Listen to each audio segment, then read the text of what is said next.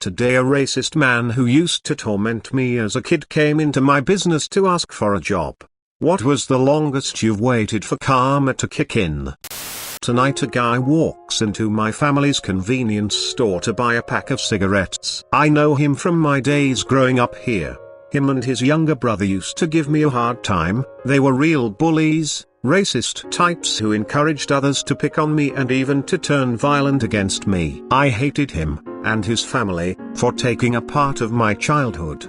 He was unusually friendly tonight, smiling at me and cracking shitty jokes that I smiled politely at but didn't really respond to. He counted his money with his gimp hand, which was partially blown in half, taking several fingers with it, by fireworks that blew up in his hand a few years ago. I gave him his smokes and change, said thanks, and went about my business. Before leaving, he stops, hesitates for a moment, and turns around to ask me if there are any job openings at the store. While I had heard him correctly, it's almost as if the words didn't register in my mind, so I asked him to repeat himself. He asks again, "You wouldn't happen to have any jobs available, would you?" I explain that we're sufficiently staffed at the moment, that with my sister and I around for the summer that we wouldn't be needing anyone else to fill in the hours, which was sparse enough as is. I told him to ask again in the fall, when I'd return to Montreal and my sister to university. He said that it was okay,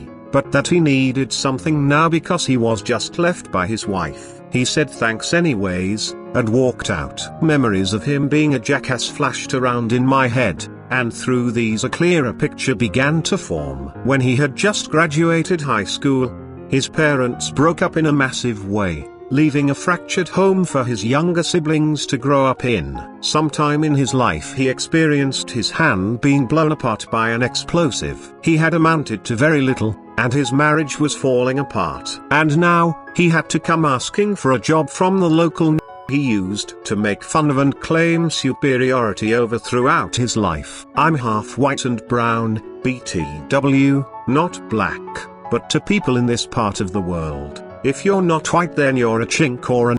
It didn't feel good. I should have enjoyed it, but I didn't. While I don't feel bad for him, not in the slightest, I don't feel like any kind of justice was served, or that karma had given him his comeuppance. If the universe is truly neutral towards what is right and wrong, then this was just the way that life played out for someone who did a lot of harm to people in his time. He could have been rich, he could have been powerful, he could have kept the use of both of his hands. But it didn't turn out that way. Karma had nothing to do with it. There was no justice. What occurred to me is that I'm not at all connected to this place anymore, this village where I grew up, not even to the pain and harsh memories that stayed with me for years. I've become my own person, capable of, at least on some level, sympathizing even with the scum of the universe that tormented my childhood, and to forget about the painful memories that followed me well into my 20s, as echoes from the past. I just wanted to share this, because I thought it was interesting. I've posted this before, but it fits here. A few years back I was the assistant manager at my karate studio. It was a slow, quiet day, when in walked Paul, my old bully from public school. I wasn't sure at first, it had been a long time, and it was hard to tell. I didn't say anything. Paul was interested in joining the dojo, and I showed him around, discussed pricing, etc. I didn't treat him any differently than I would any other potential client. At the end of the tour, Paul decided to join our dojo. We sat down in the office and he filled out the paperwork. When he wrote his name out on the application, I knew for sure that this was, indeed, my old bully. The guy who used to torment me every single weekday, who made me kneel in dog shit. I still didn't say anything until after prepaid me for an entire year's membership. As I walked him to the door, I smiled. "I'm really looking forward to training with you." I smiled. "Thanks, me too," Paul said. "You don't recognize me, do you?" "No, should I?" "Yes, we went to school together, grade 3 through 8. You bullied me every day, and made my life miserable. Can't wait to see you in class." Paul went white, and walked out without another word, and never walked back in. He willingly threw away a year's membership payment, almost $500, rather than have to be in the same class with me. True story, I got bullied for roughly 7 years straight daily when I was in secondary school, second level education in the UK/Ireland, taken from the ages 11-18. I had kids tell me I should die. I had my ass beat and I was emotionally destroyed by everyone who treated me like the most useless, void piece of crap.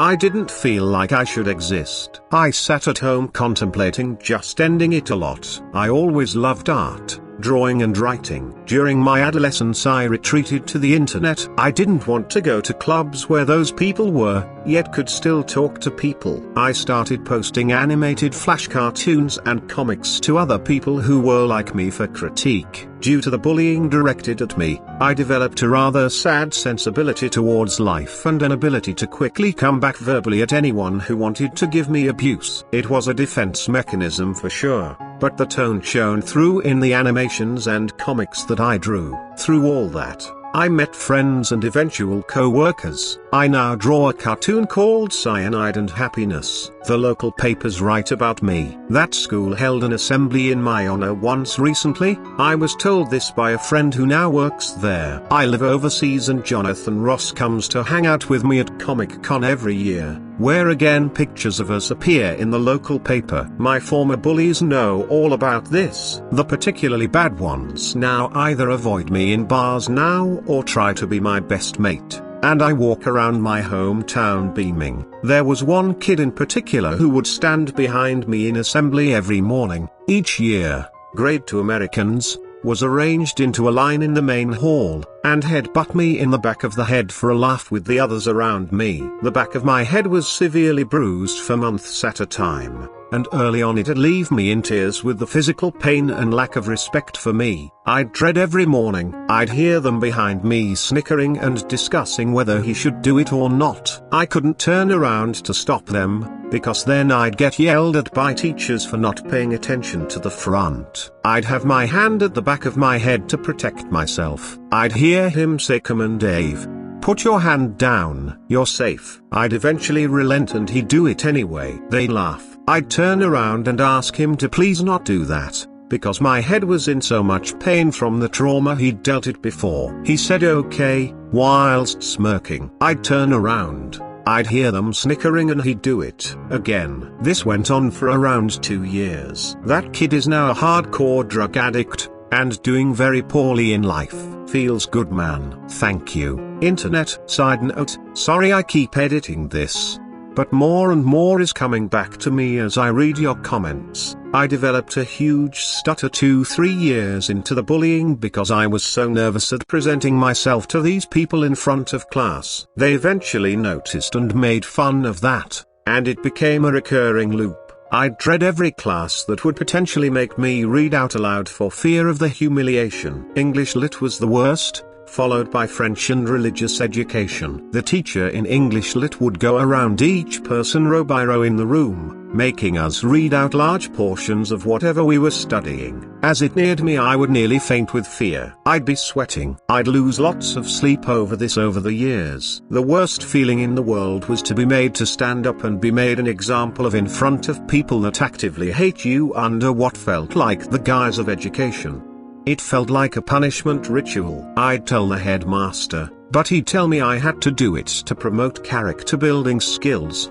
It took me years to get over this. Only over the past 2 years have I been able to speak in front of groups of people again, thanks only to the generosity of our fans, and how warmly they treat us both online and IRL. All I can say is, fucking thank you. This year one sat in front of a crowd of people and spoke at Chicago Comic-Con, C2E2. There's a YouTube video of it all floating around somewhere. I think I did pretty good. Thanks for helping me rebuild myself. Internet. Epilogue. A few years ago, after C&H started taking off and I was starting to earn a living from it, one of the former school bullies came up to me in a bar and said mockingly, "Still drawing stick figures for a living?" I, dunno why, just felt like it, retorted with, "I could buy you He walked away in silence. I realize this sounds very obnoxious, and I was exaggerating, naturally, but since we were both 20 years old and I was doing pretty damn well for our age,